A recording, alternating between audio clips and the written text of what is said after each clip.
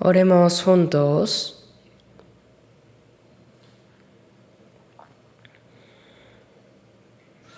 Nuestro Padre Dios celestial, santo y misericordioso, que nos amas. Nosotros anduvimos lejos de ti, caminando en pecado. Pero antes de conocerte, tú nos amaste primero. Y el Señor Jesús cargó con la maldición y el juicio que debíamos recibir por nuestros pecados. Y mediante su muerte y su preciosa sangre derramada, lavó nuestros pecados para siempre y nos libró del juicio y la maldición eterna. Te agradecemos por esa gracia tan grande. También gracias porque en este momento nosotros, los redimidos por la preciosa sangre del Señor, podemos reunirnos ante ti para alabar tu gran gracia y amor, para aprender tu palabra y tener comunión con los hermanos salvos en el Señor. Creemos que ahora el Señor está también entre nosotros en esta hora. Cuida por favor a cada uno de nosotros y sosténnos con tu mano misericordiosa. Si hay algún alma entre nosotros que todavía no ha comprendido verdaderamente la gracia de Dios, abre su corazón para que pueda comprender el grande y maravilloso amor y gracia de Dios. Y renuévanos cada día y santifícanos con la palabra de verdad del Señor, para que podamos vivir el resto de nuestras vidas como hijos de Dios sin vergüenza. Te rogamos que acompañes a todas nuestras iglesias en todo el país y a todos los hermanos en muchas iglesias alrededor del mundo que guardan la fe y predican el Evangelio en medio de varias dificultades, para que ellos puedan cumplir completamente la santa misión que tú has encomendado en estos últimos tiempos. Señor, que das la palabra que necesitamos en cada momento y nos enseñas el camino a seguir, permítenos comprender cada vez más la palabra y la santa voluntad que deseas revelarnos en este momento. En el nombre de nuestro Señor Jesucristo hemos orado. Amén. Busquemos juntos San Lucas capítulo 10. Lucas 10,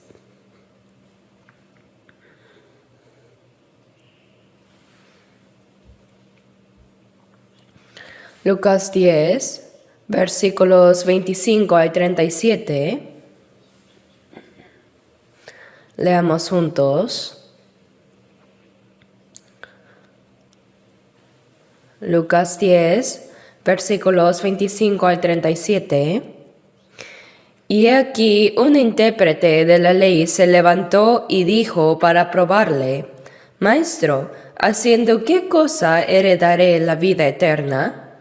Él le dijo: ¿Qué está escrito en la ley? ¿Cómo lees?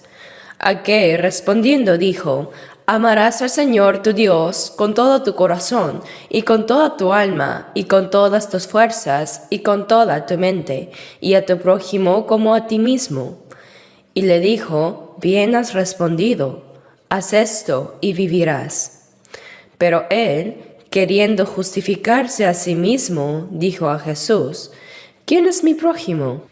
Respondiendo Jesús dijo: Un hombre descendía de Jerusalén a Jericó, y cayó en manos de ladrones, los cuales le despojaron, e hiriéndole se fueron, dejándole medio muerto. Aconteció que descendió un sacerdote por aquel camino, y viéndole pasó de largo. Asimismo, un levita, llegando cerca de aquel lugar y viéndole, pasó de largo. Pero un samaritano que iba de camino vino cerca de él, y viéndole fue movido a misericordia. Y acercándose vendó sus heridas, echándoles aceite y vino. Y poniéndole en su cabalgadura, lo llevó al mesón y cuidó de él. Otro día al partir, sacó 2 denarios y los dio al mesonero y le dijo: Cuídamele, y todo lo que gastes de más, yo te lo pagaré cuando regrese. ¿Quién pues de estos tres te parece que fue prójimo del que cayó en manos de los ladrones? Él dijo, el que usó de misericordia con él. Entonces Jesús le dijo, ve y haz tú lo mismo. Hasta aquí.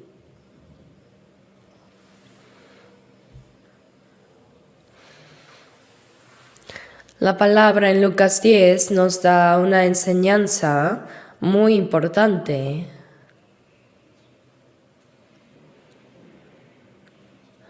Por eso he decidido titular el sermón de hoy como El prójimo del que cayó en manos de los ladrones. Frecuentemente solemos decir en los seminarios de la Biblia que el mayor problema de la vida es que muchas personas se aferran solo a cómo comer y vivir mejor mientras estén en este mundo.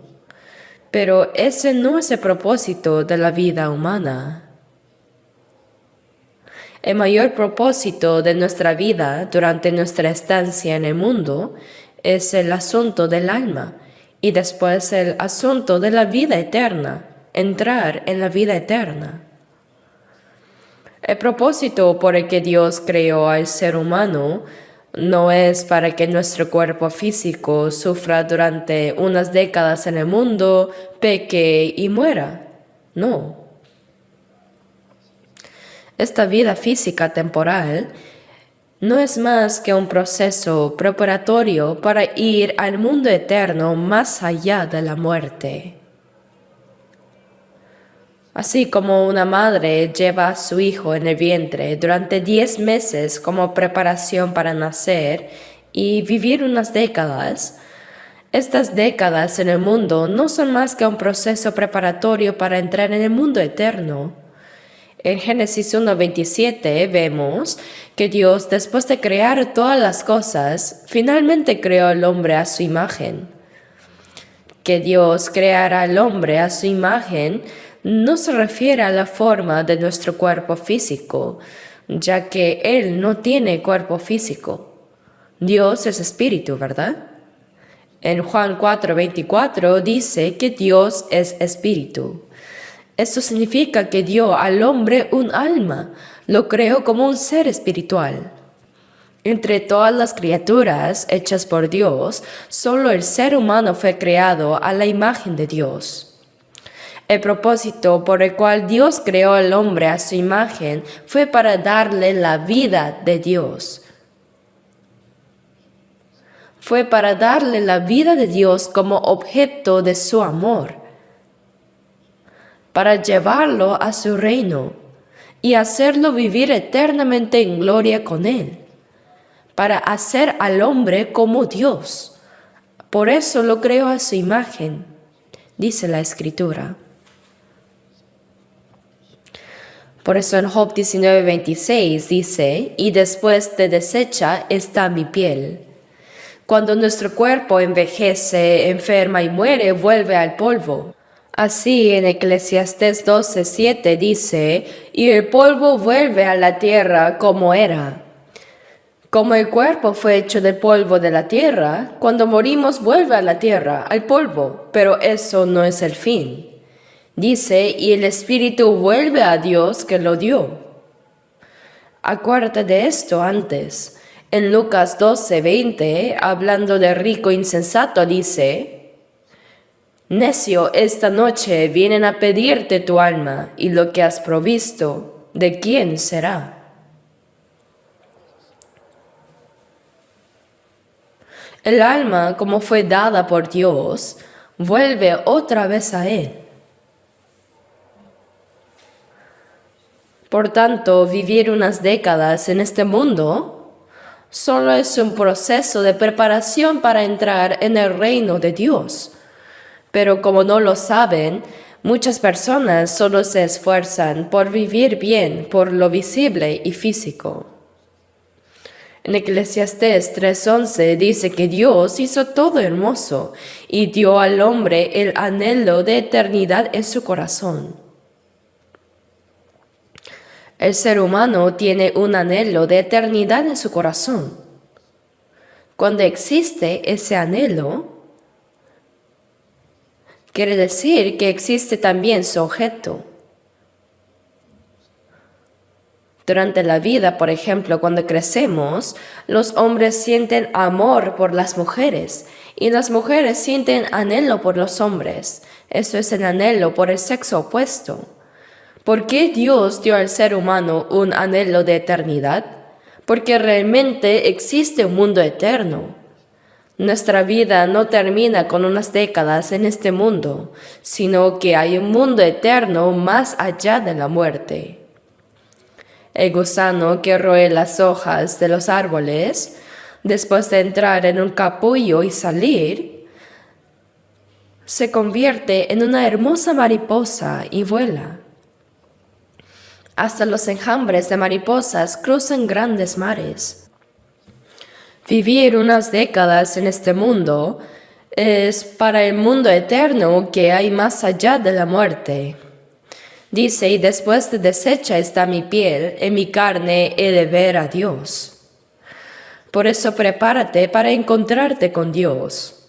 Amós 4:12 dice, prepárate para venir al encuentro de tu Dios.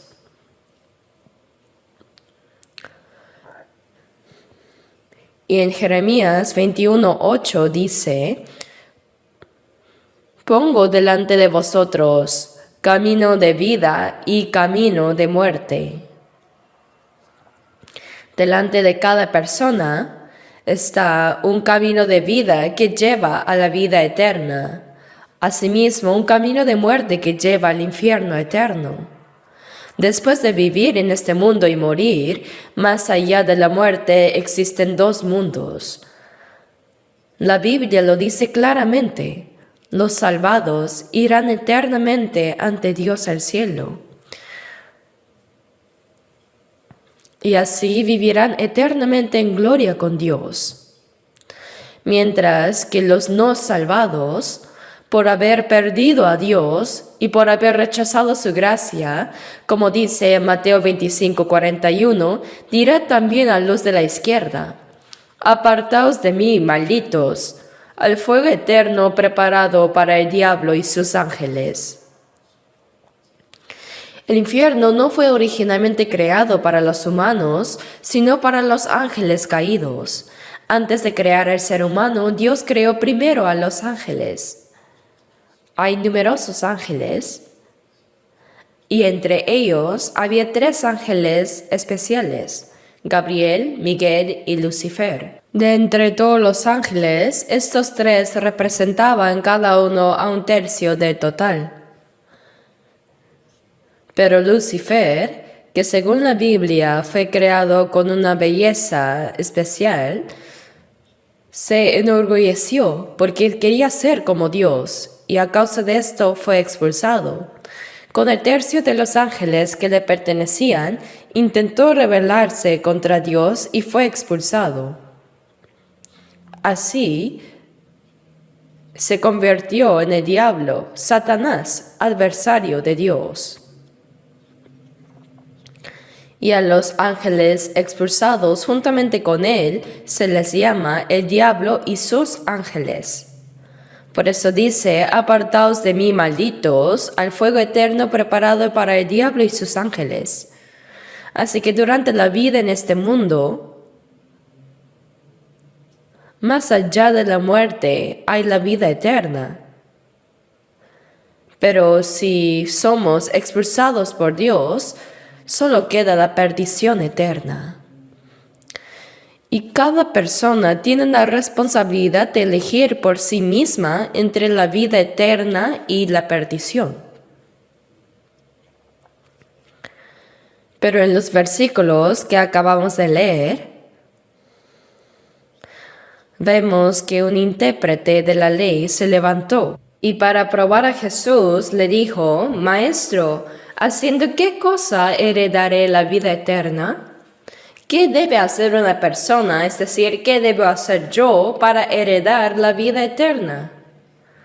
Vino ante Jesús con la mayor cuestión que un ser humano debe conocer.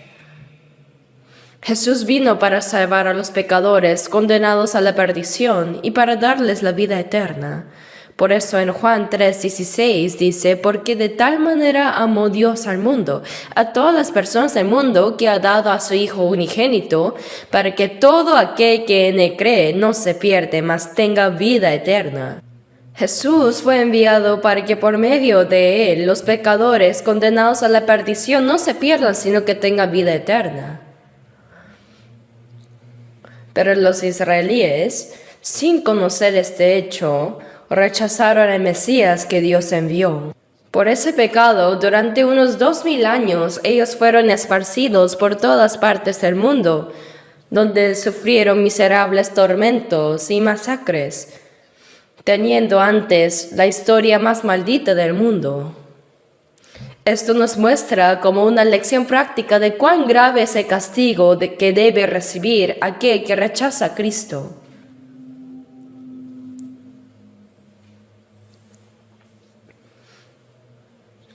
Y aquí el intérprete de la ley preguntó a Jesús, Maestro, ¿qué debo hacer para heredar la vida eterna?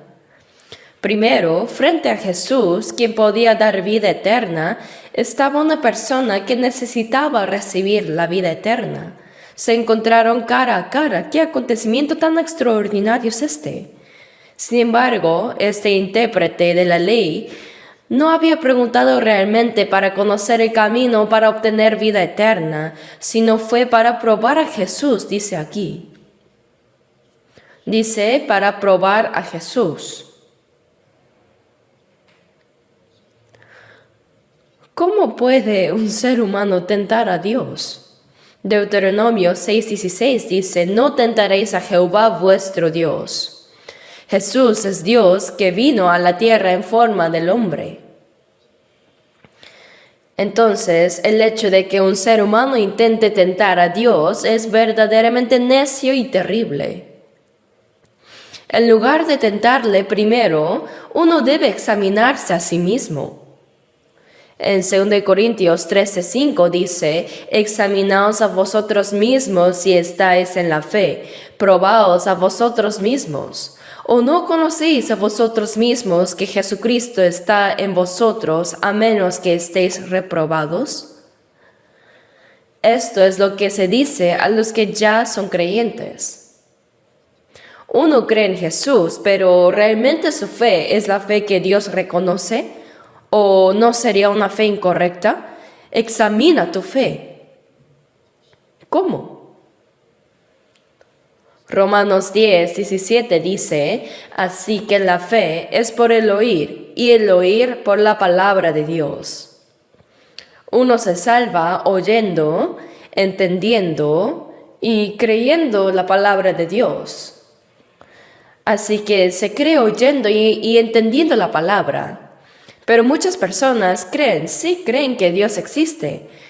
También creen que hay el cielo y el infierno que son eternos. Creen para obtener vida eterna, pero ¿es su fe realmente la fe que Dios reconoce?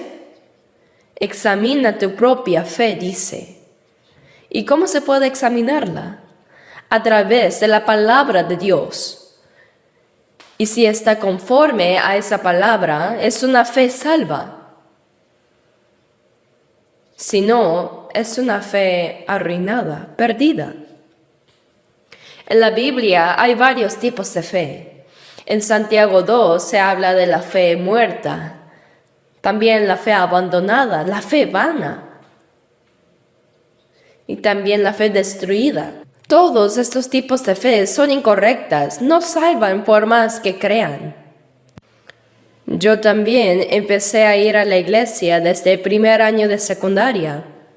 No fue para creer en Jesús, sino porque cuando estudiaba en Busan, la escuela había sido fundada por cristianos, así que obligatoriamente teníamos que ir a la iglesia y aprender la Biblia los domingos. Pero al estudiar la Biblia, llegué a creer que Dios realmente existe, que hay el alma y que hay el cielo y el infierno también. Entonces, para no ir al infierno sino al cielo, me convertí en un cristiano muy fervoroso. Oraba al amanecer, a veces ayunaba y seguía orando. Leía la Biblia con mucha diligencia y estaba tan dedicado que me asignaron una iglesia rural donde prediqué durante 2 años. En ese entonces yo pensé que era el que mejor creía, pero surgió un problema. Pues cuando me preguntaron si había nacido de nuevo, yo respondí sí, se supone que estoy trabajando así porque nací de nuevo, ¿no? Pero cuando me preguntaron si era verdad, como nace en la carne uno solo una vez en la vida, así en nacer de nuevo en el espíritu, es decir, de Dios, también ocurre una sola vez, se dice born again, ¿no? Cuando me preguntaron cuándo había nacido de nuevo, concretamente cómo y cuándo, al reflexionar no estaba seguro. Había tenido momentos de alegría durante campañas de avivamiento, pero no era eso. Finalmente me di cuenta de que no era renacido de verdad. No podía decírselo ni preguntarle a nadie, así que me preocupaba solo. Pero el 30 de octubre de 1962, alrededor de las 8 de la noche, por primera vez comprendí qué relación tenía conmigo la cruz de Jesucristo, que hasta entonces solo había conocido doctrinal e intelectualmente. En ese momento, no lo entendí con la mente, sino con la conciencia. Todas las dudas e inquietudes desaparecieron. Ahora podía creer. Ese día recibí la salvación y nací de nuevo. El antes y después de ese día era totalmente diferente. Así que una fe es fe, sí. Pero la fe que conoce por la cabeza y doctrina es diferente a la fe que el Espíritu Santo te hace comprender.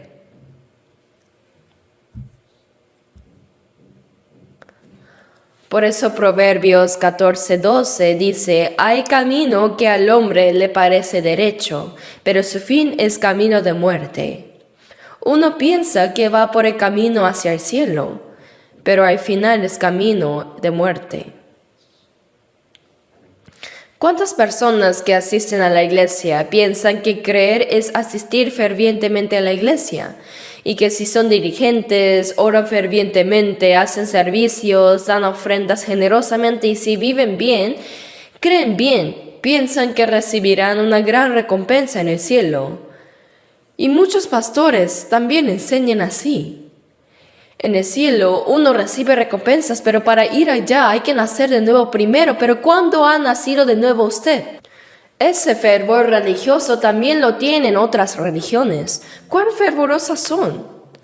Pero eso no es la fe que Dios reconoce.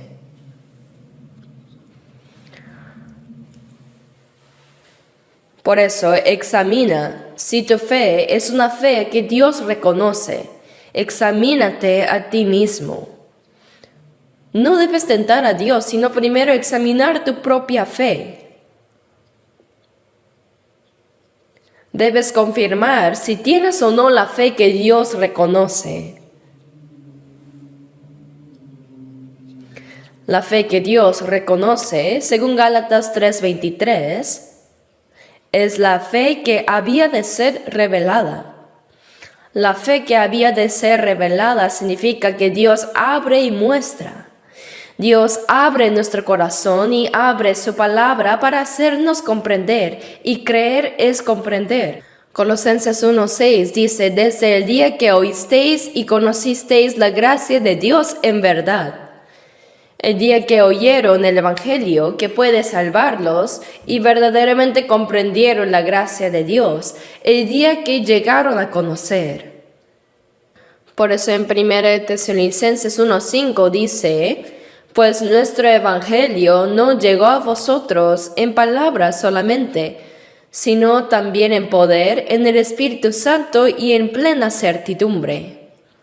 No se trata simplemente de transmitir palabras. Cuando el Espíritu Santo obra en el corazón de una persona, uno puede entender la palabra de Dios y recibir una gran certeza. Las dudas desaparecen. No es que uno se esfuerce en creer, sino que la fe nace naturalmente. Así, quien nos hace comprender la palabra de Dios es el Espíritu Santo.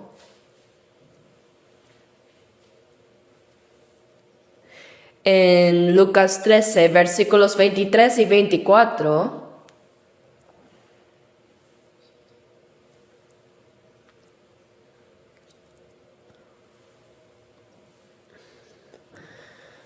vemos que en ese pasaje alguien le preguntó a Jesús: Señor, ¿son pocos los que se salvan? Incluso hoy en día, esta sigue siendo una cuestión muy importante. En San Mateo 7, versículos 13 y 14, Jesús dijo: Entrad por la puerta estrecha, porque ancha es la puerta y espacioso el camino que lleva a la perdición, y muchos son los que entran por ella, pero estrecha es la puerta y angosto el camino que lleva a la vida, y pocos son los que la hallan. Y en Lucas 13:24 también dijo: Esforzaos a entrar por la puerta angosta, porque os digo que muchos procurarán entrar y no podrán.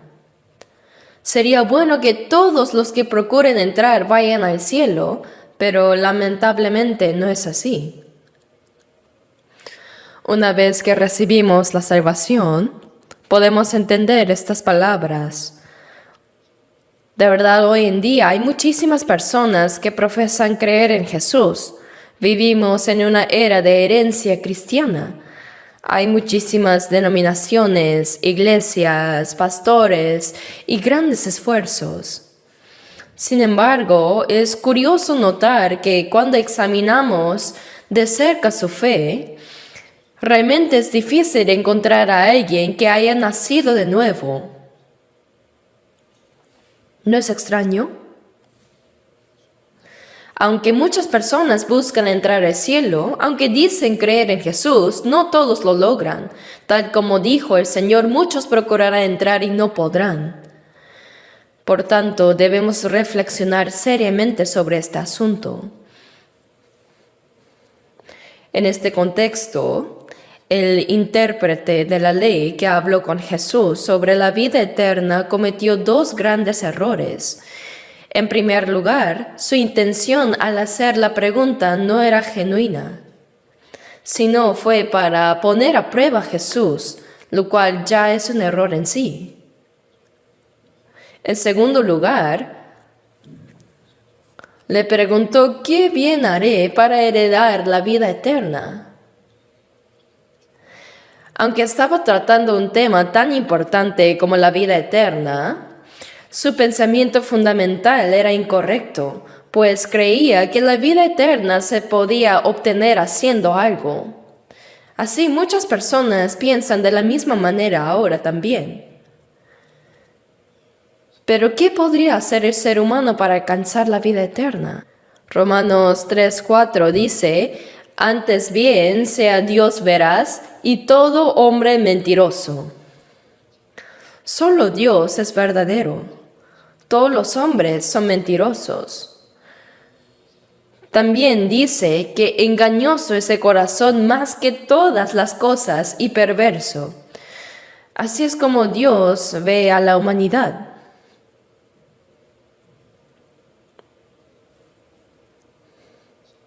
Por eso Romanos 3:20 dice: ya que por las obras de la ley ningún ser humano será justificado delante de él, porque por medio de la ley es el conocimiento del pecado.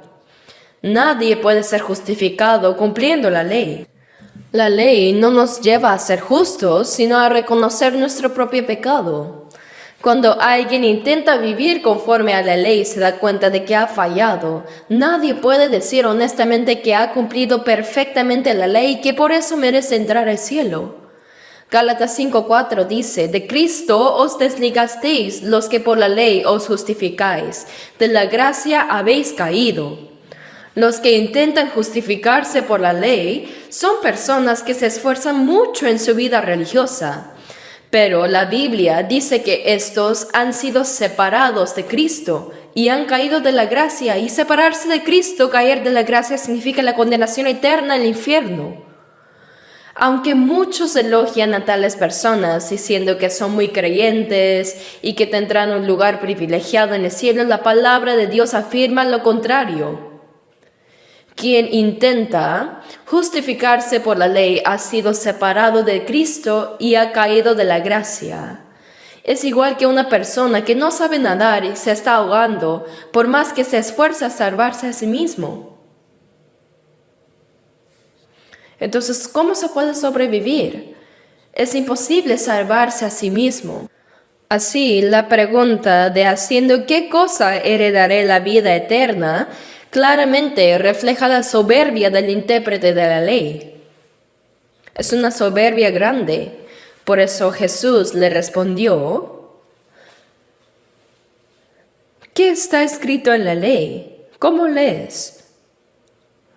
Puesto que era un experto en la ley, el intérprete respondió rápidamente y de manera ordenada: amarás al Señor tu Dios con todo tu corazón, con toda tu alma y con todas tus fuerzas y con toda tu mente, y a tu prójimo como a ti mismo. Jesús le dijo: bien has respondido, haz esto y vivirás. Pero no basta con saber mucho de la ley para entrar en el reino de los cielos o para recibir la vida eterna, sino que es necesario cumplirla.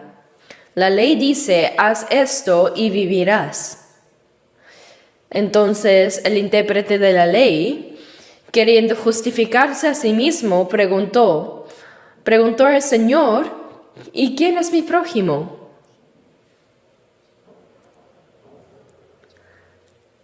Aquí se muestra aún más claramente su error de fondo, ¿no? Solo el que ama verdaderamente a Dios con todo su corazón, alma, fuerza y mente puede amar a su prójimo como a sí mismo. ¿Pero acaso este hombre podía realmente amar así? Los descendientes de Adán, desde su nacimiento, andan en pecado.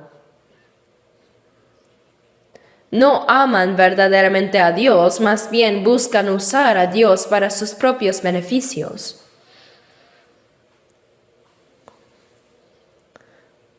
Este hombre debió haber reconocido primero que su pecado lo había separado completamente de Dios. Sin embargo, este intérprete de la ley afirmaba haber cumplido todo esto. Como no podía ver a Dios directamente, Jesús le dijo que debía amar a su prójimo como a sí mismo. Quien ama a Dios con todo su ser, naturalmente amará a su prójimo como a su propio cuerpo. Si el prójimo sufre frío, es como si uno mismo lo sufriera. Y si pasa hambre el otro, es como si uno mismo pasara hambre. Así debemos amar a otros como a uno mismo. Pero el intérprete, queriendo justificarse, preguntó: bueno, ¿quién es mi prójimo? Su actitud realmente mostraba un corazón orgulloso, pues una persona que en realidad no podía cumplir la ley pretendía haberla cumplido y afirmaba haber amado a Dios con toda su vida y a su prójimo como a sí mismo. Era una hipocresía absoluta y la soberbia. En San Mateo 23:25, Jesús reprendió a los escribas y fariseos hipócritas. ¡Ay de vosotros, escribas y fariseos hipócritas! Porque limpiáis lo de fuera del vaso y del plato, pero por dentro estáis llenos de robo y de injusticia.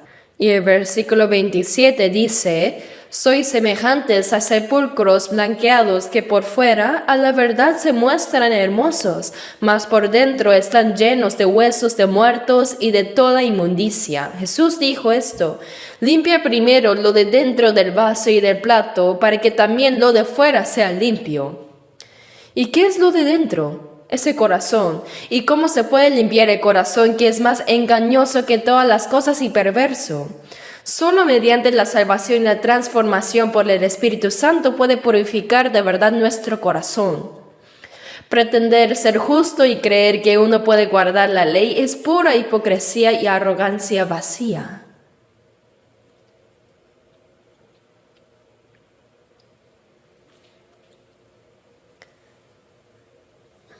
Por eso Jesús, para despertar a este hombre, le contó una parábola.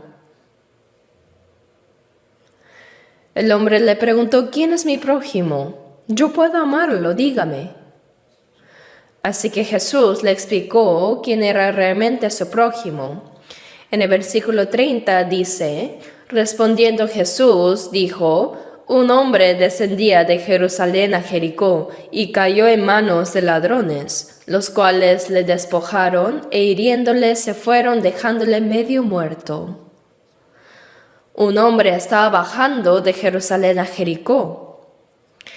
Jerusalén es la ciudad santa, el lugar donde estaba el templo de Dios, y era donde se adoraba al Señor. Pero este hombre salió de Jerusalén y descendió hacia Jericó. ¿A dónde? Hacia Jericó. Jericó era originalmente una ciudad maldita. Y en cuanto a su ubicación, Jerusalén se encuentra a unos 762 metros sobre el nivel del mar, en una región más elevada. Es un lugar alto. Pero Jericó estaba mucho más abajo, unos 250 metros bajo el nivel del mar. Y si uno sigue bajando un poco más, llega al Mar Muerto, que está aproximadamente 398 metros por debajo del nivel del mar. Yo mismo recorrí en auto el camino que baja de Jerusalén a Jericó. Es un camino lleno de curvas, muy sinuoso y casi no hay árboles. Solo hay grandes rocas por todos lados. Dice que el hombre descendía de Jerusalén a Jericó.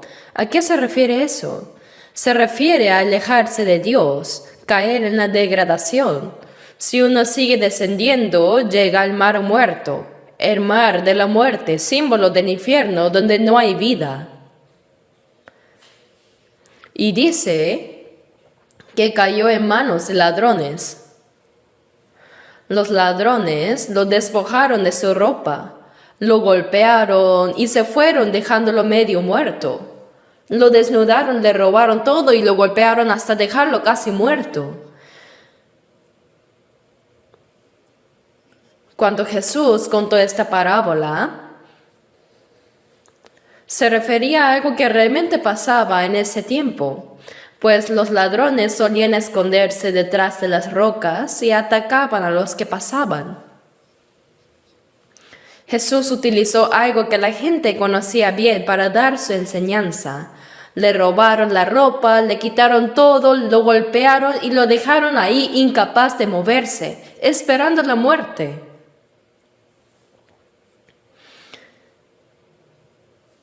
Esta imagen representa cómo Jesús ve a toda la humanidad. Él nos ve como personas heridas por haber dejado a Dios, personas heridas caminando hacia el infierno. Al alejarse de Dios, el hombre bajó hacia Jericó y si bajaba un poco más, llegaba al infierno. Y los ladrones aquí representan al diablo. El diablo ataca a los que se han apartado de Dios, los lleva a pecar y finalmente los arrastra al infierno. Todos los seres humanos, todos, son como este hombre que cayó en manos de ladrones, medio muertos. Este hombre, si se queda ahí, morirá inevitablemente. No tiene fuerza para salvarse por sí mismo. Así es la condición miserable de la humanidad que se ha alejado de Dios. El intérprete de la ley le preguntó a Jesús: ¿quién es mi prójimo? Preguntó porque quería justificarse a sí mismo. Pero ¿por qué Jesús contó esta historia del hombre herido? Fue para decirle, mira bien tu condición. ¿Sabes quién eres tú realmente ante Dios? Eres como este hombre herido, medio muerto. Espiritualmente, él estaba alejado de Dios, envuelto en pecado y cubierto de heridas provocadas por el diablo. En Isaías 1, versículo 6, dice, desde la planta del pie hasta la cabeza no hay en él cosa sana, sino herida, hinchazón y podrida llaga. Con esto nos enseña la condición miserable de los israelíes. Y en Apocalipsis 3:17, Jesús reprendió a la iglesia de la Odisea diciendo, tú dices, soy rico, me he enriquecido y de nada tengo necesidad. Pero Jesús le dijo, pero no sabes que eres un desventurado, miserable, pobre, ciego y desnudo. De la misma manera, muchos cristianos de hoy en día, aunque piensan que están bien, porque asisten fielmente a la iglesia, ganan mucho, hacen buenas obras, diezman y son reconocidos por sus pastores. Por eso dicen, de nada tengo necesidad. Pero en realidad, si Dios ve su condición espiritual, todos son pobres, ciegos y desnudos.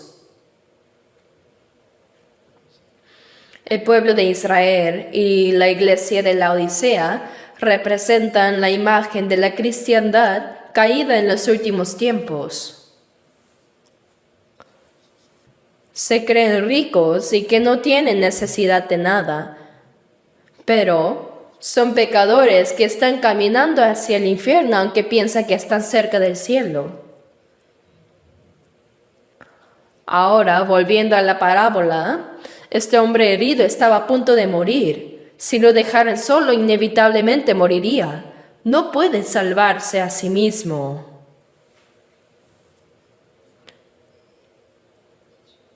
Pero el versículo 31 dice, aconteció que descendió un sacerdote por aquel camino y viéndole pasó de largo.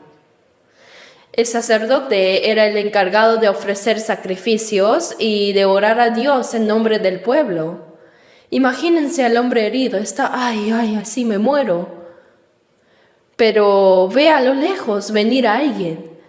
Se da cuenta de que no es una persona común, sino que es un sacerdote que camina de manera solemne.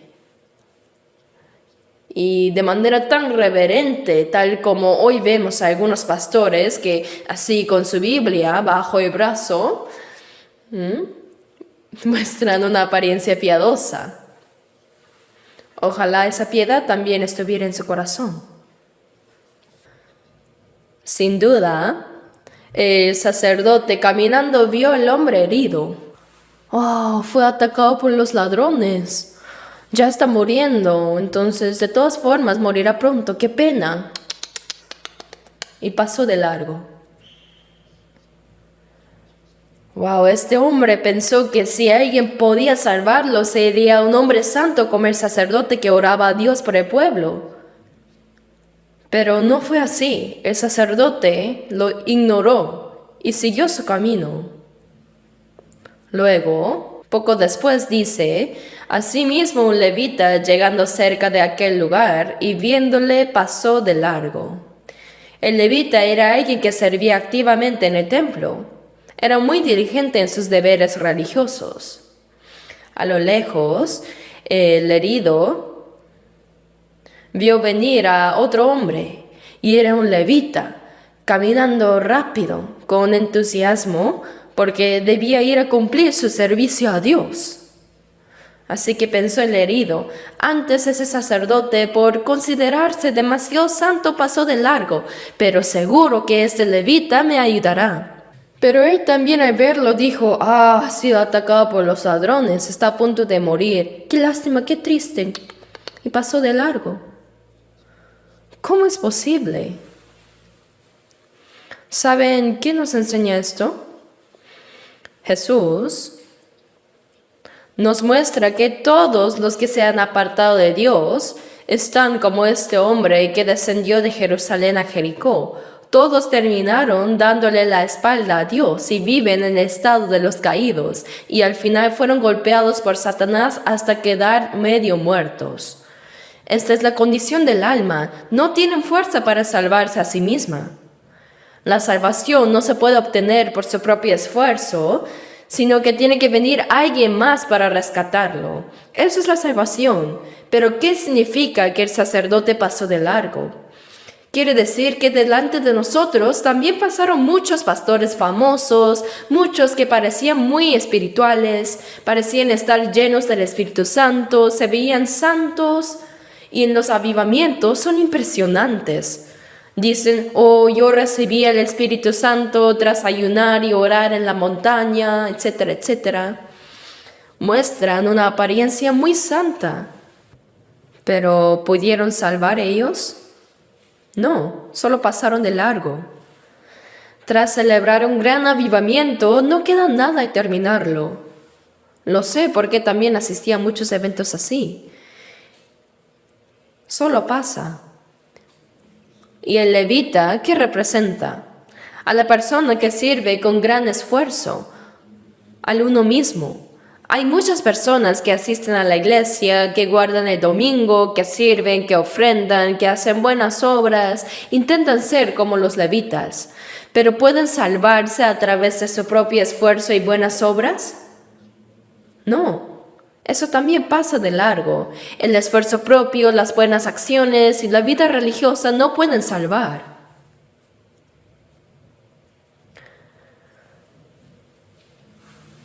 Pero en Lucas 10, versículos 33 y 34 dice, pero un samaritano que iba de camino vino cerca de él, y viéndole fue movido a misericordia, y acercándose vendó sus heridas, echándoles aceite y vino, y poniéndole en su cabalgadura, lo llevó al mesón y cuidó de él. Ahora aquí, este personaje es un samaritano. El hombre que fue atacado por los ladrones era un judío, ya que descendía de Jerusalén hacia Jericó. ¿Y quién era un samaritano? Después de la muerte de Salomón, en el año alrededor de 722 a.C., el reino de Israel se dividió en dos: el reino de norte, Israel, y el reino de sur, Judá. El norte de Israel fue destruido por Asiria en el año 722 a.C. Y como resultado, los asirios se mezclaron con los israelíes.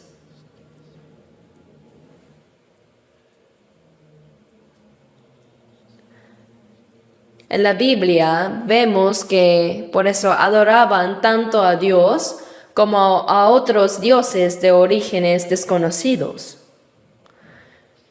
Esa era la fe errada de los samaritanos. Además, se mezclaron con los gentiles, resultando en un mestizaje. Entonces, comparando con eso, en Judá se mantenía la adoración pura y ortodoxa a Dios, centrada en Jerusalén. Por eso los judíos despreciaban y menospreciaban a los samaritanos. Es por eso que en Juan 4 podemos ver que Jesús, al pasar por Samaria, pidió agua a una mujer samaritana. El sediento viajero pidió un poco de agua, pero al verlo, esta mujer notó que era judío. Era como encontrarse un enemigo en un puente angosto, una gran oportunidad para rechazarlo. Entonces ella dijo, ¿cómo tú, siendo judío, me pides a mí de beber, que soy mujer samaritana? Si ustedes nos menosprecian, ¿cómo te atreves a pedirme agua? Era porque dice, los judíos y samaritanos no se tratan entre sí. También en Juan 8:48 dice, respondieron entonces los judíos y le dijeron, ¿no decimos bien nosotros que tú eres samaritano y que tienes demonio? Entonces Jesús dijo, vosotros me deshonráis. Insultando a Jesús, los judíos decían, eres un samaritano y tienes demonio. Jesús predicaba la palabra de Dios, pero ellos lo menospreciaban.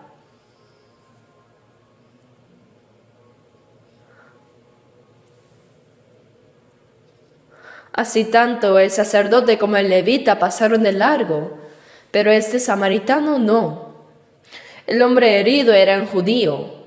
Si el samaritano hubiera tenido resentimiento, habría pensado, bien hecho. Los judíos nos menosprecian como perros, entonces qué bueno que te pasó esto. Si el samaritano no le pega, sería un milagro. Incluso lo habría pateado. Es un samaritano, ahora sí seguro que me moriré, pensó el herido. Pero al verlo, el samaritano fue movido a misericordia. Se acercó, vertió aceite y vino en sus heridas, las vendó y le puso en su cabalgadura y lo llevó a un mesón.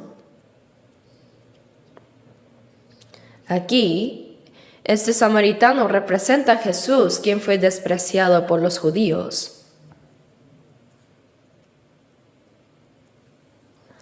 Este intérprete de la ley preguntó, ¿quién es mi prójimo? Porque al igual que otros, él despreciaba a Jesús e intentó ponerlo a prueba para ver cómo respondería.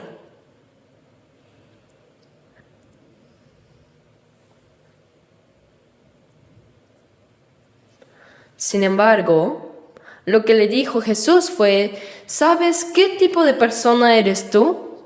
Eres como aquel hombre que fue asaltado por ladrones y está casi muerto. El estado espiritual de este intérprete de la ley era miserable, pues se había apartado de Dios, había sido golpeado por Satanás, y si se le dejaba así, caería directamente en el infierno. Si es así, debía buscar a un prójimo que lo pudiera ayudar.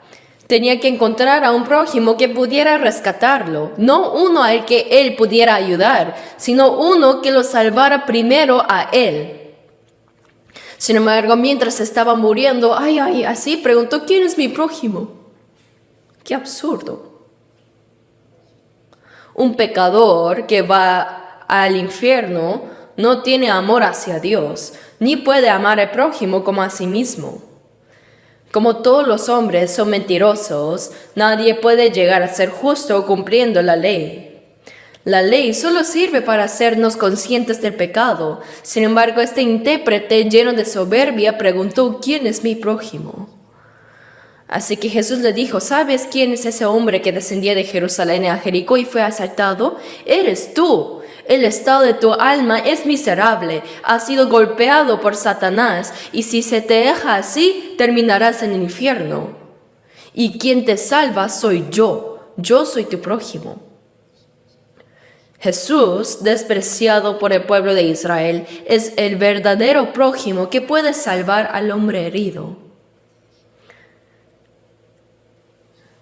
Él es como aquel samaritano.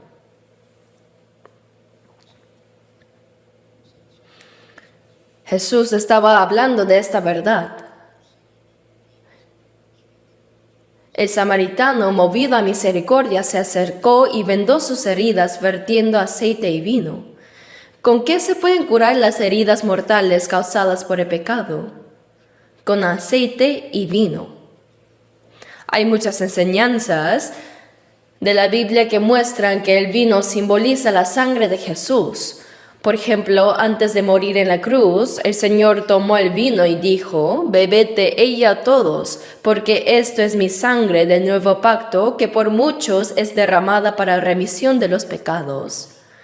Sin la sangre de Jesucristo no se puede perdonar ningún pecado. Como dice 1 Pedro 1:18, sabiendo que fuisteis rescatados de vuestra vana manera de vivir, la cual recibisteis de vuestros padres, no con cosas corruptibles como oro o plata, sino con la preciosa sangre de Cristo como de un cordero sin mancha y sin contaminación. El Señor, perfectamente santo y sin pecado, murió en lugar de los pecadores como un cordero y por su sangre nos perdonó. Así que la sangre se refiere al sacrificio precioso del Señor. El vino representa la sangre de Cristo y el aceite representa el Espíritu Santo. ¿Quién nos hace comprender que la sangre de Cristo ha perdonado nuestros pecados? El que nos hace comprender es el Espíritu Santo. Como cantamos, fui renacido por la sangre de mi Jesús y el Espíritu. Es verdad, ¿no? Sangre y espíritu, espíritu y sangre. En Juan 15, 26 dice, el Espíritu de verdad dará testimonio acerca de mí. La primera obra del Espíritu Santo es hacernos entender que el Señor, mediante su sangre que derramó en la cruz, perdonó para siempre nuestros pecados. Así que el hecho de que el samaritano haya vendado las heridas con aceite y vino enseña que solo a través de la sangre derramada de Cristo en la cruz y mediante el Espíritu Santo quien nos hace entender esa verdad pueden ser sanadas las heridas del pecado. Eso es lo que nos enseña aquí. Echándoles aceite y vino. El aceite y el vino eran normalmente alimentos. La gente los llevaba consigo siempre y el aceite de oliva lo consumían.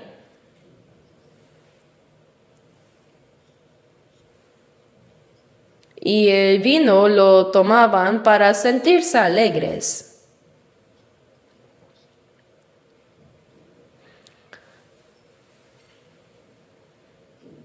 Pero en casos de emergencia se convertían en medicina para tratar heridas. Probablemente por esa razón este hombre llevaba consigo aceite y vino, y con ellos, rascando su propia ropa, habría vendado las heridas de este hombre. Las heridas del pecado solo pueden ser sanadas cuando el Espíritu Santo nos revela el valor de la sangre preciosa del Señor y nos hace creer en ella. Cuando un pecador reconoce su estado de ser pecador y así clama sinceramente por la salvación, es el Señor quien le permite entender su gracia, es decir, el Espíritu Santo. Luego, este buen samaritano, tras vendar las heridas, puso a este herido en su cabalgadura y lo llevó al mesón. Probablemente era un burro, ya que en aquella época era de uso más común. Lo puso en su burro y él mismo caminó a pie y lo llevó a un mesón. Mesón era un lugar de descanso, como una posada. Al principio yo pensaba que posada era como un lugar solo para mujeres, pero aprendí que simplemente es un alojamiento para los viajeros. Así que dice que lo llevó al mesón, a la posada, y ahí lo cuidó con amabilidad. Lo cuidó muy bien y al día siguiente sacó 2 denarios y los dio al dueño del mesón diciendo, cuídamele y todo lo que gastes de más yo te lo pagaré cuando regrese. Miren aquí, este hombre no solo dejó al herido y se fue, sino que incluso dejó dinero para su tratamiento. Dar 2 denarios simboliza a Jesús, como dice en Juan 1:14, está escrito, y aquel verbo fue hecho carne, y habitó entre nosotros, y vimos su gloria, gloria como del unigénito del Padre, lleno de gracia y de verdad. La gracia de Jesús, que vino al mundo para cumplir la redención, y la verdad que testifica su palabra. Dice lleno de gracia y de verdad. Entonces, ¿Quién es el dueño del mesón? ¿Y qué creen que simboliza este mesón? Ya se imaginan, ¿no? Es la iglesia. Representa a los hermanos salvos. Ya las heridas del hombre fueron vendadas y se salvó la vida. Sin embargo, ya que las heridas eran tan profundas, necesitaba recibir tratamiento continuo. El lugar donde se curaron las heridas del hombre era el mesón. Al igual que eso, fuimos salvos y renacidos mediante la sangre de Jesús y el Espíritu Santo. Pero nuestras heridas de pecado son tan profundas que requieren sanación constante dentro de la iglesia hasta el día que el Señor regrese. En 1 Corintios 1:9 dice, fuisteis llamados a la comunión con su Hijo Jesucristo. Y en Filipenses 1:5 dice, por vuestra comunión en el Evangelio desde el primer día hasta ahora. La comunión no es algo que hacemos solos, sino dentro del grupo de los cristianos renacidos. Dios nos ha encargado en su iglesia, la cual es el grupo de los hermanos salvos, unidos por el Espíritu Santo. En medio de esa multitud obra el Espíritu Santo. Por eso el Espíritu es como el dueño de ese mesón. El herido fue encargado al Espíritu Santo.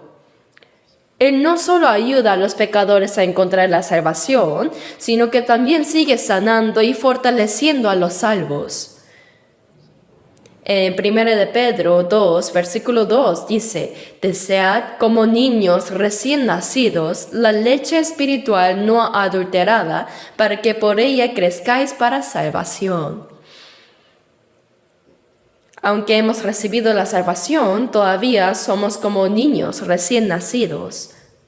Por eso debemos seguir creciendo poco a poco, dejando atrás nuestra vieja naturaleza y desarrollando el carácter de Cristo en nosotros.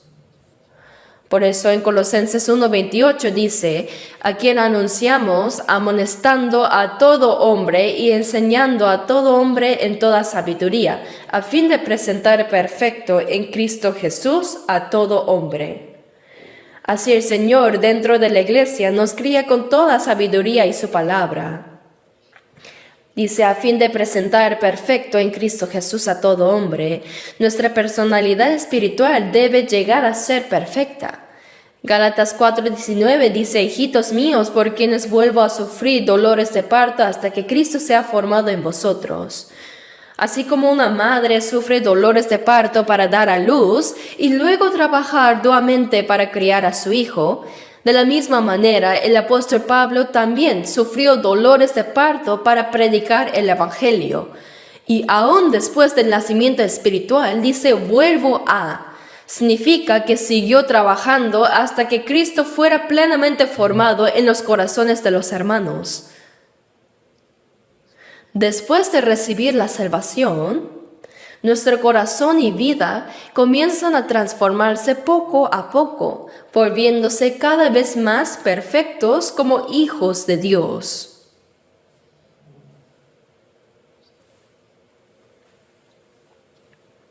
Ahora bien, este mesón representa la iglesia. El Señor nos ha dejado ahí en el mesón hasta su regreso. Él dijo que regresará. Si se gasta más en cuidar a esta persona, dice, cuando yo regrese lo pagaré. Dijo que lo pagará cuando regrese. ¿Qué significa eso? La gracia y la verdad se encomendó al Espíritu Santo y a la iglesia. Se encomendó a ellos cuidar a los salvos con la gracia y la verdad. ¿Acaso eso es insuficiente? Si hay algo que falta, ¿qué es? Es nuestra carne que todavía es débil. Por eso en Romanos 8:23 dice que esperamos la redención de nuestro cuerpo. La redención del cuerpo cuando el Señor venga. En Filipenses 3:21 se nos dice que cuando el Señor regrese transformará el cuerpo de la humillación nuestra para que sea semejante al cuerpo de la gloria suya. Es decir, este cuerpo bajo y despreciable será transformado en cuerpo glorioso y santo como el de Cristo. Así podremos encontrarnos con el Señor que vendrá en gloria. Por ejemplo, una cigarra nace de una larva después de 7 años. Poco a poco la larva va adquiriendo la forma de una cigarra y luego desprende completamente de su caparazón y vuela libremente. Asimismo es nuestro ser interior, habiendo recibido la salvación, va tomando poco a poco la forma de Cristo. Nuestra personalidad se va cambiando y cuando el Señor venga, incluso nuestro cuerpo vil será transformado en un cuerpo glorioso semejante al de Cristo. Hoy también puede venir el Señor. Por eso en 1 de Juan 3:1 dice, primero en el versículo 1 dice, mirad cuál amor nos ha dado el Padre para que seamos llamados hijos de Dios. Por esto el mundo no nos conoce porque no le conoció a Él. Luego dice, sabemos que cuando Él se manifieste, seremos semejantes a Él. El día cuando regrese el Señor, cuando regrese, vuelva por segunda vez, seremos semejantes a Él porque le veremos tal como Él es. Y todo aquel que tiene esta esperanza en Él se purifica a sí mismo así como Él es puro. Aunque este cuerpo bajo sea aún imperfecto, nuestro ser interior está siendo cambiado cada vez más a la imagen de Cristo. Y cuando Él regrese, nuestro cuerpo también será transformado en un cuerpo glorioso espiritual. Así podremos encontrarnos con el Señor glorioso. Pero sabemos que cuando Él se manifieste, seremos semejantes a Él, porque le veremos tal como Él es. Como seres semejantes a Él, podremos ver al Señor que vendrá en gloria. Y todo aquel que tiene esta esperanza en Él, los salvos tenemos esa esperanza. Dice, se purifica a sí mismo así como Él es puro. Para purificarnos cada día debemos alejarnos del pecado del mundo. ¿Cómo podríamos ser tan puros como el Señor? Aún así, tenemos que ir asemejándonos a Él más y más. Los salvos, si su corazón es mentiroso, habla mentiras, hace cosas malas a escondida, si no se purifican,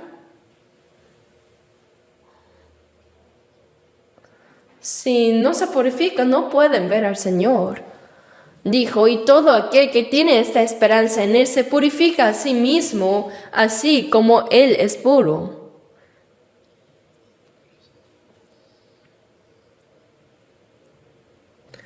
Por eso el buen samaritano dejó al herido por los ladrones en el mesón y rogó al mesonero que lo cuidara.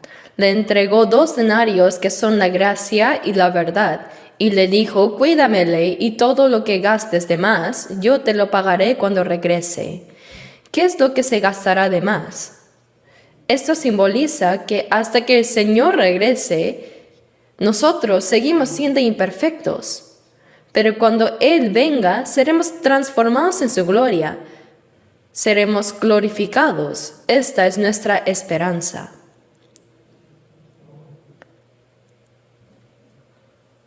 Por eso nosotros, los salvos, debemos reunirnos dentro de la iglesia con los santos.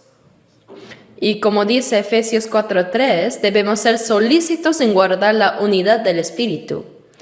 Nos unificamos y ahí recibimos la gracia espiritual. Nuestro corazón crece en la fe y Dios nos protege tanto en espíritu como en cuerpo. El Espíritu Santo nos guía y nos permite vivir el resto de nuestra vida para el Señor. Un salvo, como dice el Salmo 116:12, debe preguntarse siempre, ¿qué pagaré a Jehová por todos sus beneficios para conmigo? Antes de ser salvos, vivíamos solo para nosotros mismos, luchando únicamente por nuestro bienestar. El trabajo era para sí mismo, todo era para uno mismo. Pero después, como dice Romanos 14, versículos 7 y 8, porque ninguno de nosotros vive para sí y ninguno muere para sí, pues si vivimos para el Señor vivimos y si morimos para el Señor morimos. Así pues, sea que vivamos o que muramos, el Señor somos. Viviré para el Señor, moriré para el Señor, viva muera que soy del Señor. Es verdad. Que vivamos o que moramos, el Señor somos. Por eso en 1 Corintios 6, versículos 19 y 20 dice que no somos nuestros, porque habéis sido comprados por precio. Por eso debemos glorificar a Dios en nuestro cuerpo y en nuestro espíritu que son de Dios. Así, el propósito de nuestra vida debe ser vivir para agradar a Dios y para darle gloria. 1 Corintios 10:31 dice, si pues coméis o bebéis o hacéis otra cosa, hacedlo todo para la gloria de Dios. Tenemos que decidir claramente el propósito de nuestra vida. Si después de recibir la salvación vivimos como queremos, buscando nuestra propia comodidad, no es una vida cristiana. ¿Cómo podré agradar al Señor? ¿Cómo? Como dijo Pablo en 2 Corintios 5, versículo 9, por tanto procuramos también, o ausentes o presentes, serle agradables. Esta es la vida verdadera de un cristiano. Quien ha recibido la salvación debe vivir así. Después de ser salvos, nuestra vida sí o sí será examinada ante el tribunal de Cristo. Como dice 2 Corintios 5:10, porque es necesario que todos nosotros, cuando venga el Señor, comparezcamos ante el tribunal de Cristo, para que cada uno reciba según lo que haya hecho mientras estaba en el cuerpo, sea bueno o sea malo. Todo lo que hicimos antes de la salvación queda en el pasado, sea bueno o malo. Pero después de ser salvos, cada día cuenta. ¿Viviste según la voluntad de Dios o a tu manera? ¿Viviste siguiendo al Espíritu Santo o siguiendo la carne?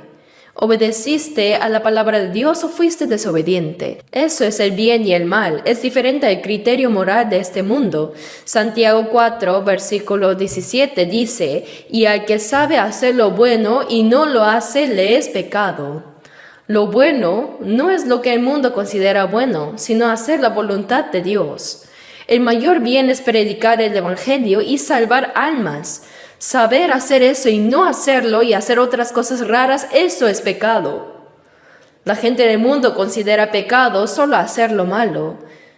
Pero el cristiano debe saber que no solo es pecado hacer el mal, sino también no hacer la voluntad de Dios.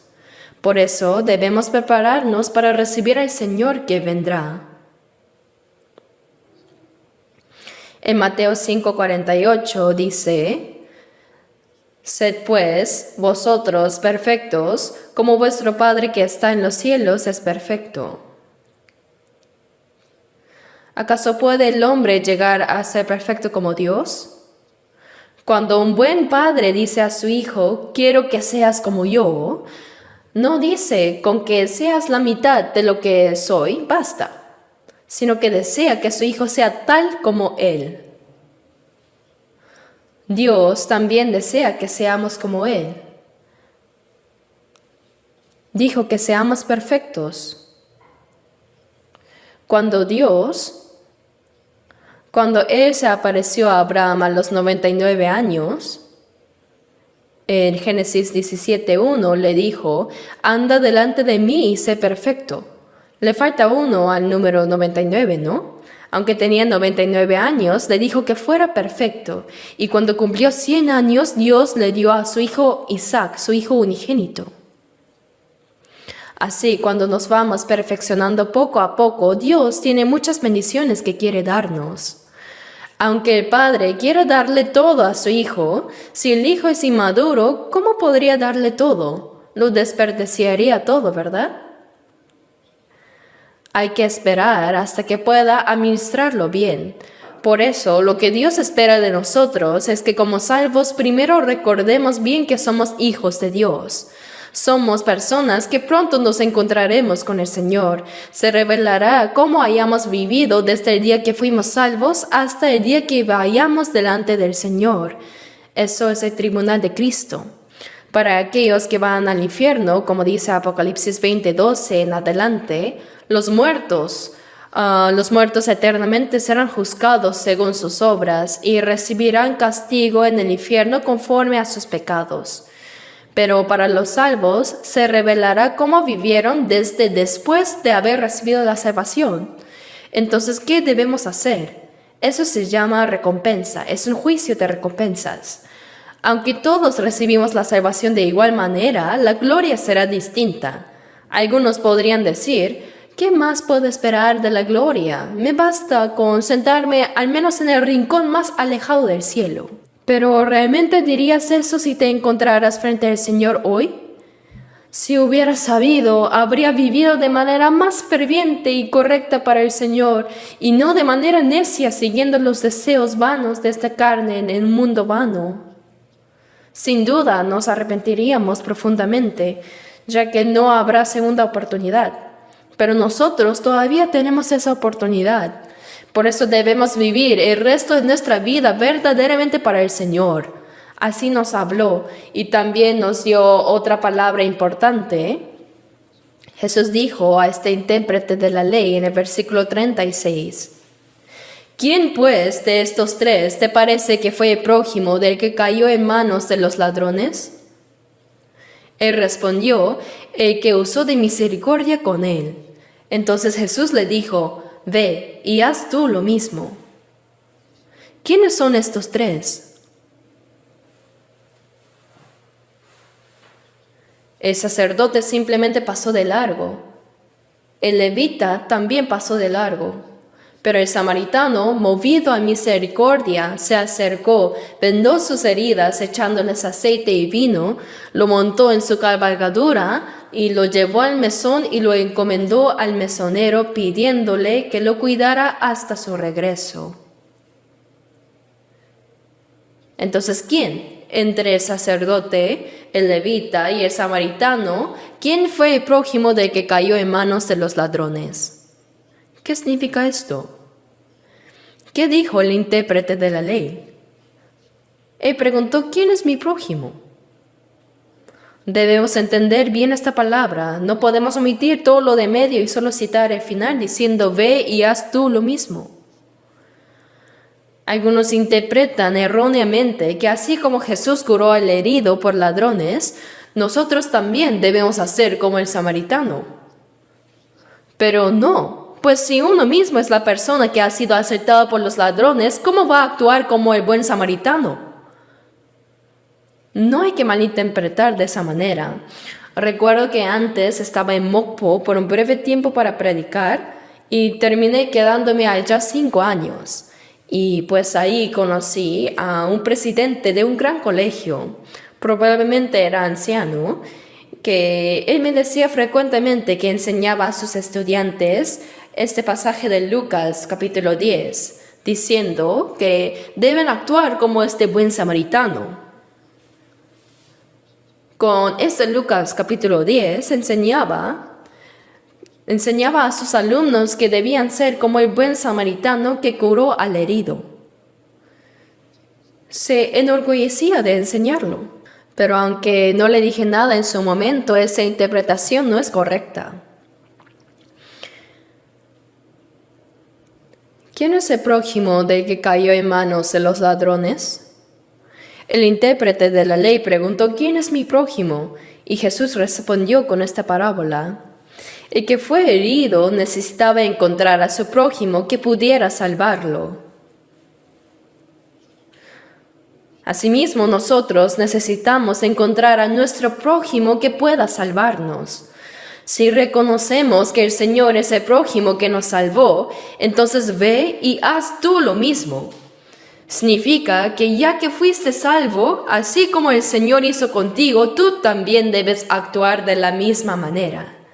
Los salvos se convierten en esos samaritanos. Nosotros, habiendo sido salvados primero por la gracia del Señor, podemos también salvar a otras almas. En 1 de Juan 2:6 dice, el que dice que permanece en Él debe andar como Él anduvo.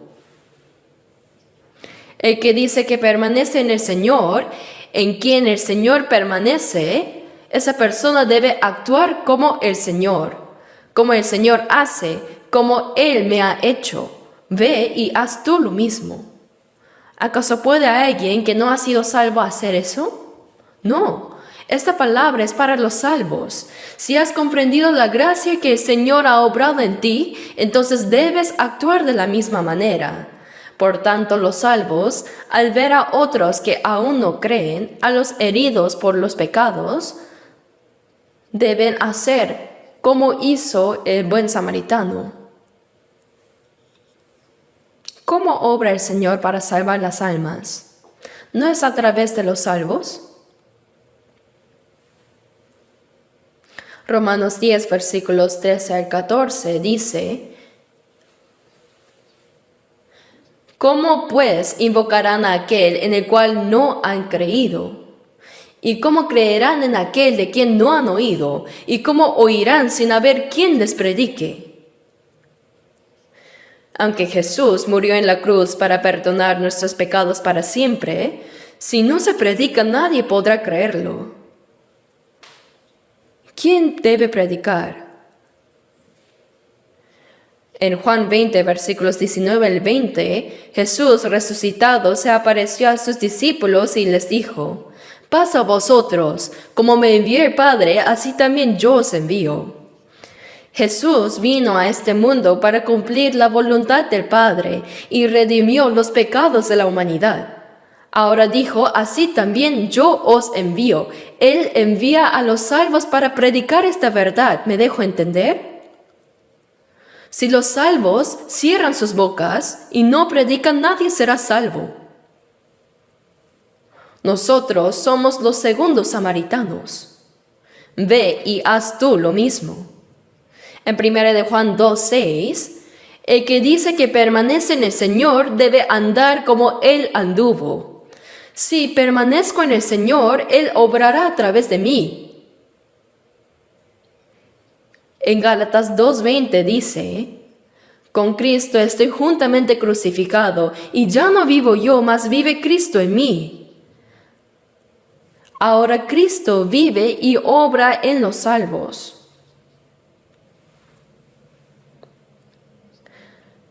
Por eso, a través de nosotros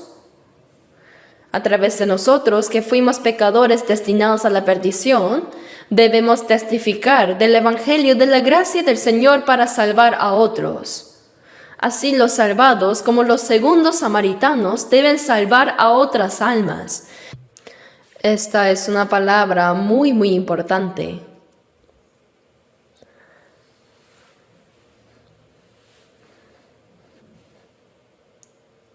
A través de este pasaje podemos conocer 3 grandes gracias que Dios nos ha dado.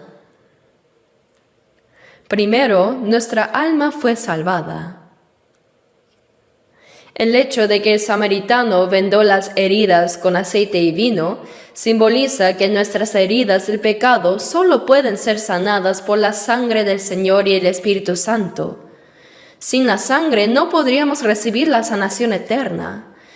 Cuando el Espíritu Santo viene, nos hace creer que la sangre del Señor ha perdonado eternamente nuestros pecados. Cuando creemos, somos salvos. Y segundo, el buen samaritano encomendó al herido al mesonero diciendo, cuídamele y todo lo que gastes de más yo te lo pagaré cuando regrese. Hasta que el Señor regrese debemos ser cuidadosos dentro de la iglesia. El Espíritu Santo sigue cuidando a los salvos. ¿Por qué? Él renueva nuestro corazón y vida día a día. Así como el buen samaritano no quería ver simplemente a un herido medio muerto cuando regresara, sino a alguien completamente sanado, el Señor en su regreso no quiere ver a creyentes débiles apenas salvados, sino que quiere ver a los hijos de Dios viviendo con dignidad, capaces de salvar a otras almas. El Señor nos quiere ver de esa manera.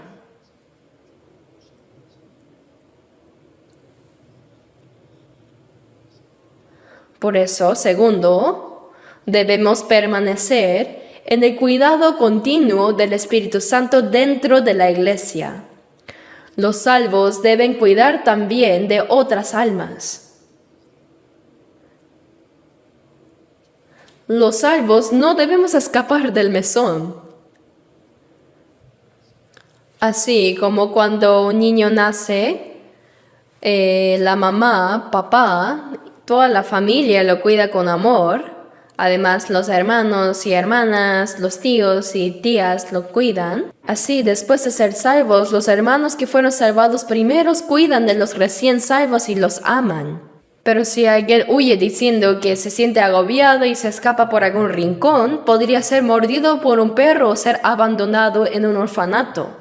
No debe ser así. Los salvos deben permanecer en la comunión. Alejarse de la comunión es alejarse del Señor. Dentro de la comunión, el Espíritu Santo perfeccionará nuestro corazón y vida y seguirá obrando para salvar a otras almas. Esta palabra es demasiado preciosa y por eso la hemos aprendido juntos esta vez. Oremos juntos.